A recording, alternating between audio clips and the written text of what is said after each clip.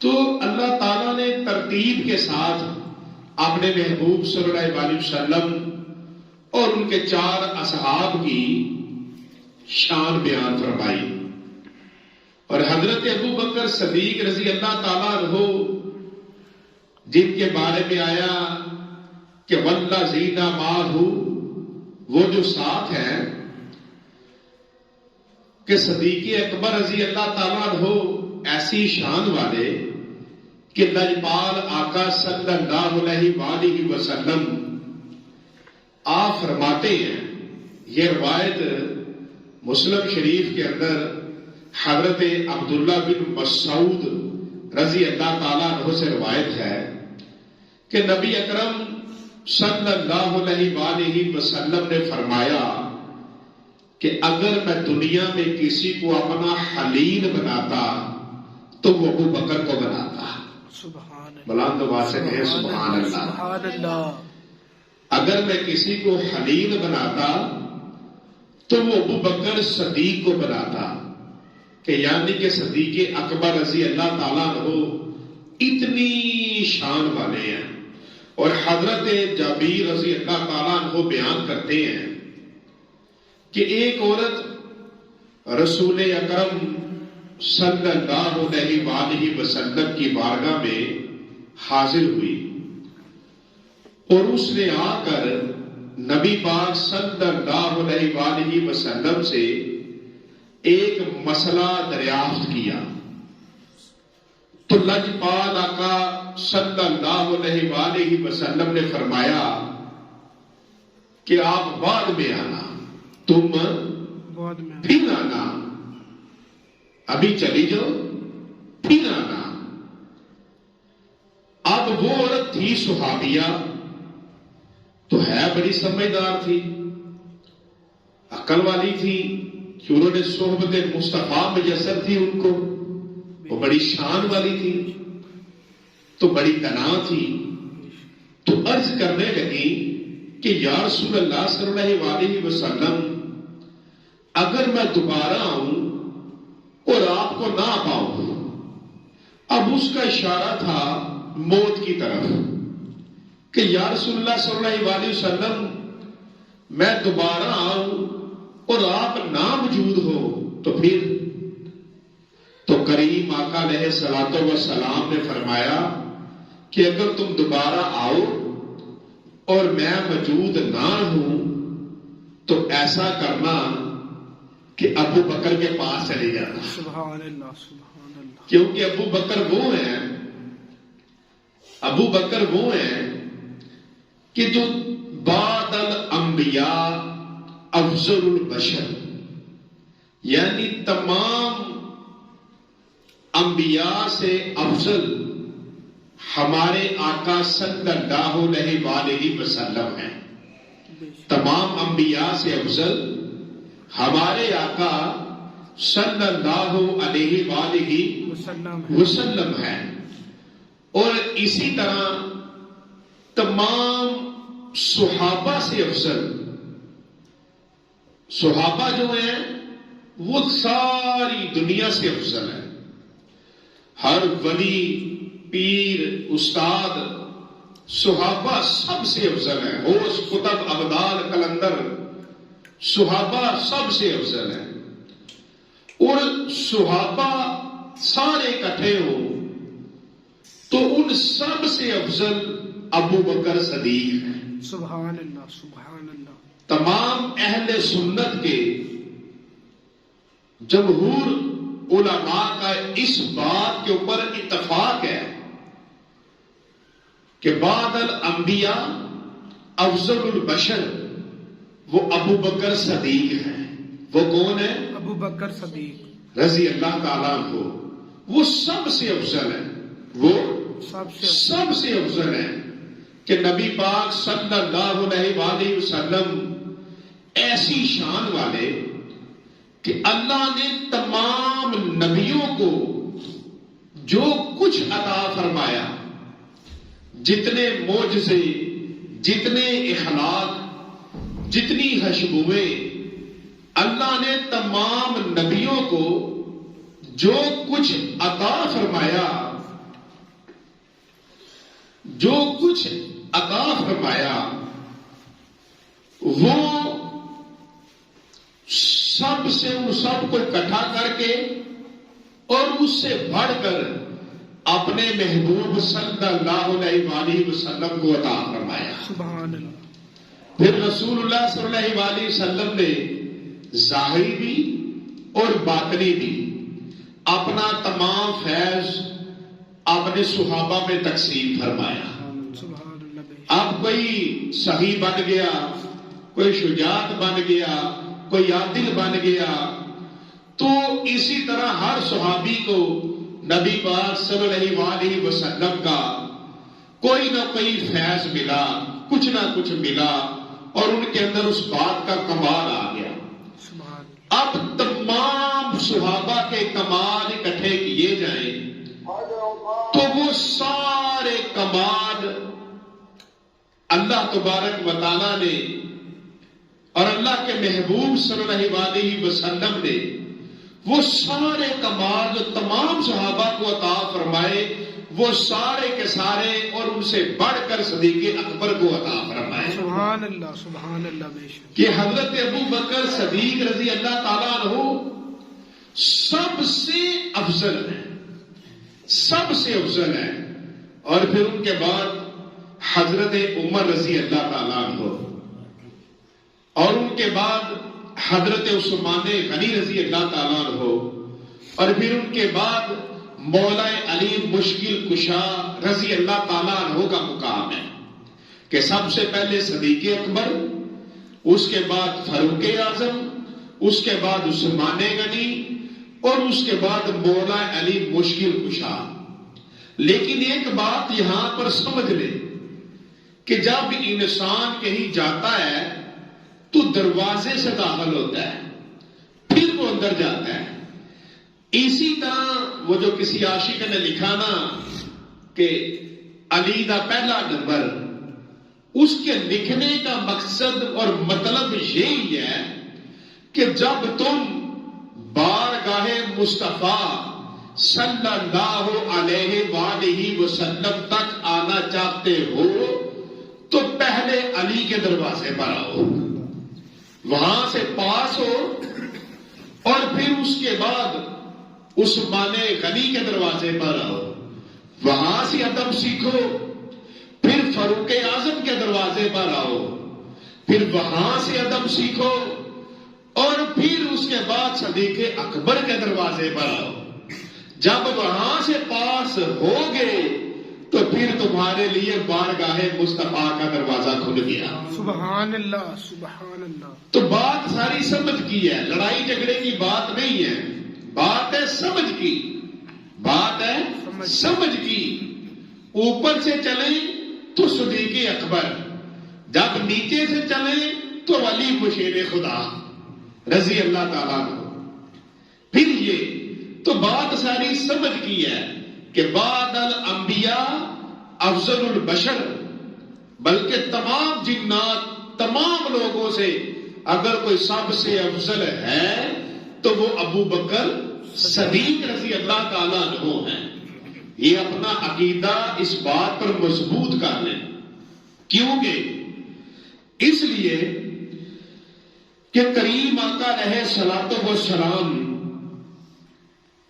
یہ روایت حضرت عبداللہ رضی اللہ تعالیٰ عنہ سے ہے کہ کریم آقا علیہ الصلوۃ والسلام آپ نے جس کسی کو بھی اسلام پیش کیا کہ آؤ دائرہ اسلام میں داخل ہو، اس وحدہ لا شریک کی بارگاہ میں جھک جاؤ، تو ہر کسی نے لجپال فرماتے ہیں تردد کیا، سوالات کیے، اور بعض تو ایسے تھے انہوں نے عرض کی کہ یا رسول اللہ ہم آپ پر ایمان لے آتے ہیں، آپ نبی ہیں رسول ہیں، تو اس درخت کو کہیں کہ وہ آپ کے پاس آ جائے.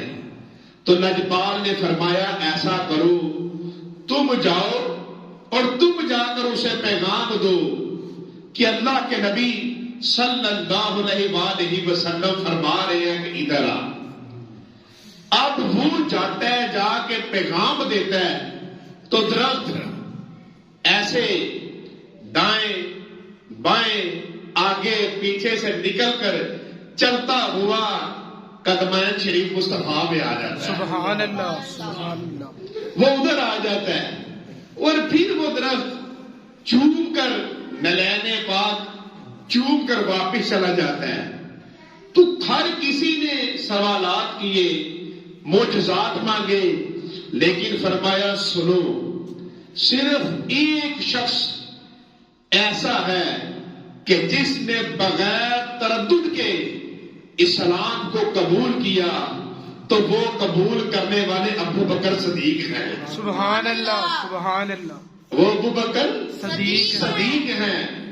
حضرت ابن عباس رضی اللہ تعالیٰ عنہ اور صحابہ سے یہ بات روایت ہے کہ اسلام کے اندر سب سے پہلے جو شخص داخل ہوا اور جو نبی پاک صلی اللہ علیہ وآلہ وسلم پر ایمان لے کر آیا، سب سے پہلے شخص کا نام جس نے پڑھا لا الہ الا اللہ محمد الرسول اللہ، جس نے پڑھا وہ ابو بکر صدیق ہے. سب سے پہلے جنہوں نے سلام قبول کیا وہ ابو بکر صدیق ہیں. پھر ان کے بعد دوسروں نے سلام کیا. اور کریم آقا علیہ الصلوۃ والسلام آپ نے فرمایا تمام خوشبوئیں مجھ سے، تمام خوشبوئیں مجھ سے، یعنی کہ نبی پاک صلی اللہ علیہ وسلم کے نلین مبارک کے نیچے، قدم مبارک کے نیچے ایک بوٹی آئی، وہ گلاب بن گئی.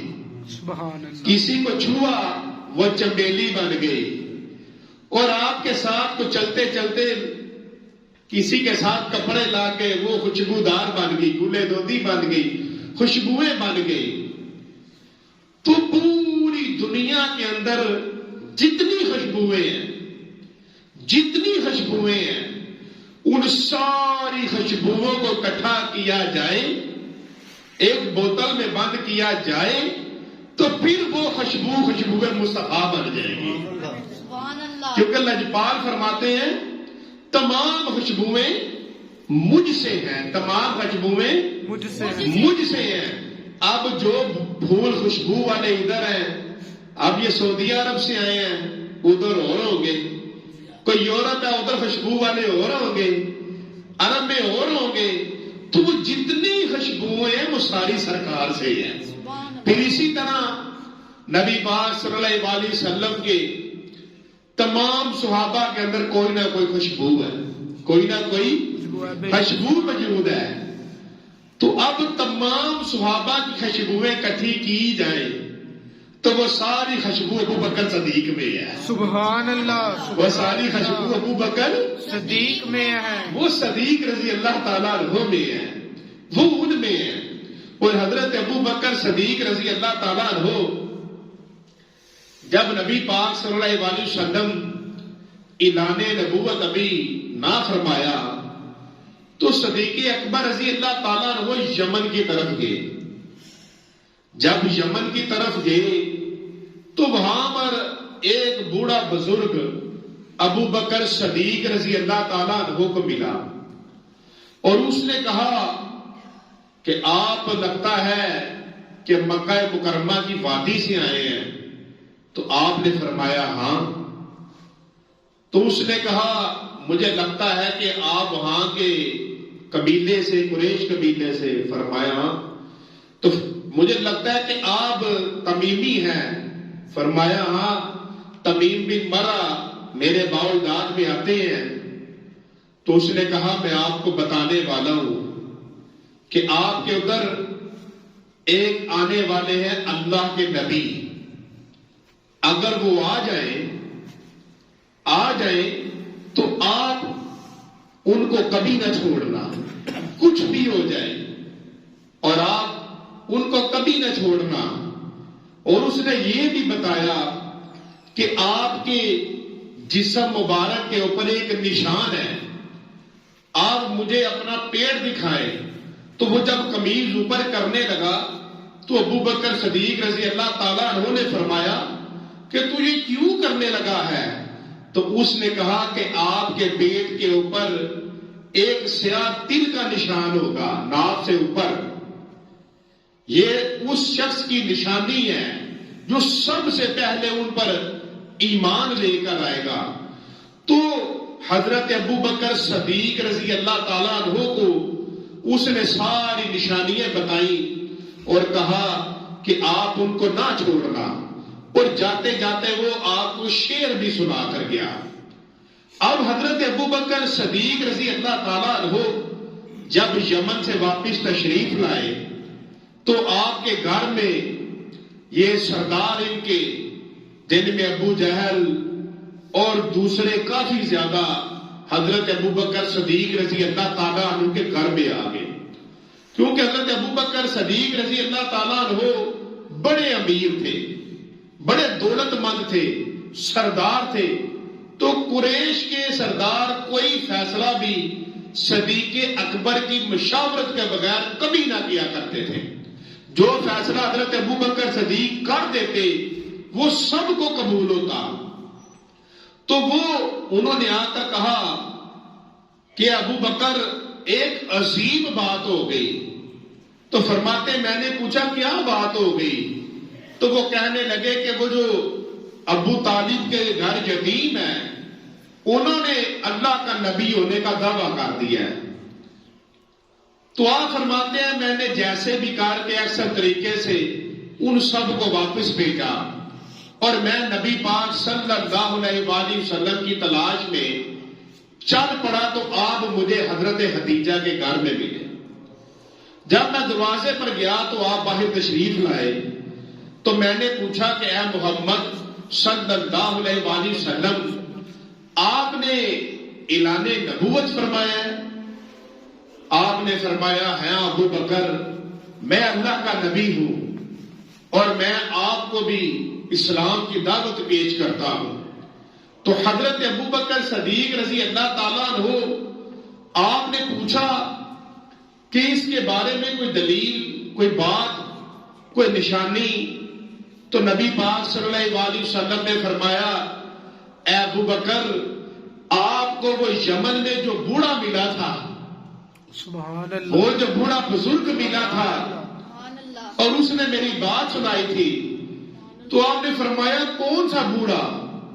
تو کریم آقا علیہ الصلوۃ والسلام نے فرمایا ابو بکر وہ بوڑھا کہ جب آپ جانے لگے تو اس نے کہا جاتے جاتے مجھ سے ایک شعر بھی سنتے جاؤ۔ تو حضرت ابو بکر صدیق رضی اللہ تعالیٰ عنہ اسی وقت نبی پاک صلی اللہ علیہ وآلہ وسلم کے اوپر ایمان لے آئے۔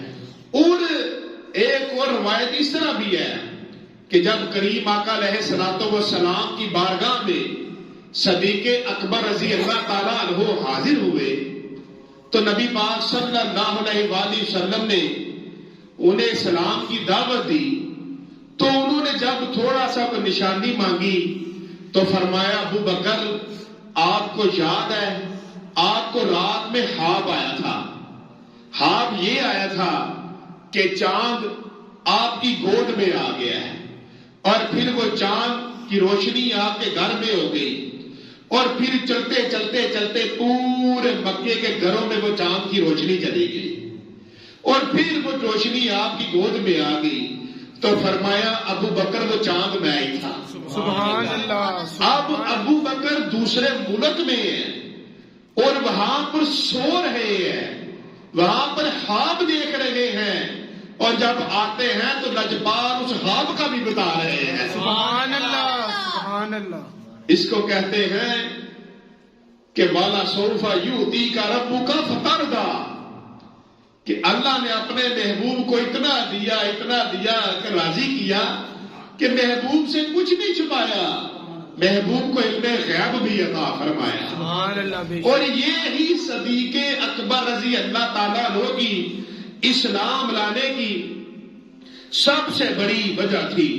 اور حضرت ابو بکر صدیق رضی اللہ تعالیٰ عنہ آپ کریم آقا علیہ الصلوۃ والسلام کے ساتھ ہر تمام غزوات میں ساتھ شامل ہوئے کہ تمام غزوات میں اگر وہ جنگ حنین ہو، وہ حدیبیہ کا واقعہ ہو، وہ احد ہو، کوئی بھی ہو، صدیق اکبر رضی اللہ تعالیٰ ہو، ہر جگہ کریم آقا علیہ الصلوۃ والسلام کے ساتھ تھے۔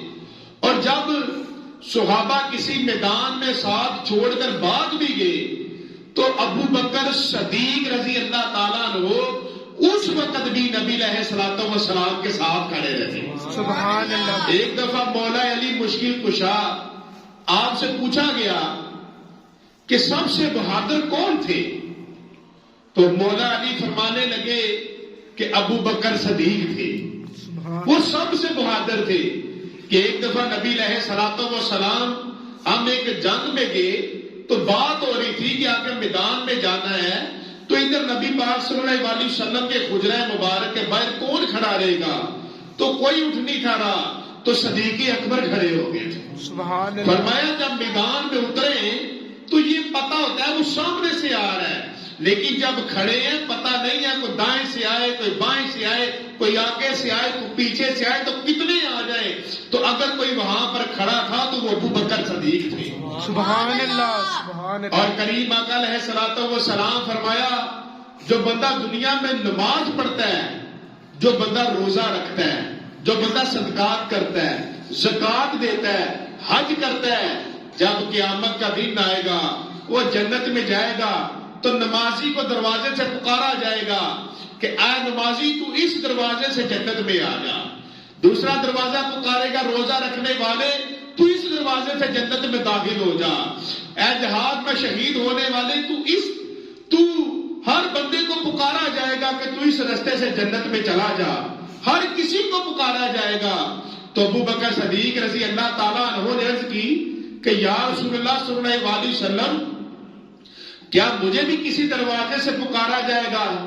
تو کریم آقا علیہ الصلوۃ والسلام نے فرمایا ہے ابو بکر آپ وہ ہیں جن کو جنت کے ہر دروازے سے پکارا جائے گا۔ سبحان اللہ۔ ہر دروازہ آپ کو پکارے گا کہ آپ میرے سے گزر کر جنت میں چلے جائیں۔ تو بعد الانبیاء افضل البشر حضرت ابو بکر صدیق رضی اللہ تعالیٰ عنہ، اللہ تبارک و تعالیٰ مجھے اور آپ سب کو صحابہ کا ادب کرنے والا، اہل بیت کا ادب کرنے والا، ہم سب کو ادب کرنے والوں میں ہی ساری زندگی رکھے۔ وما علینا الا البلاغ۔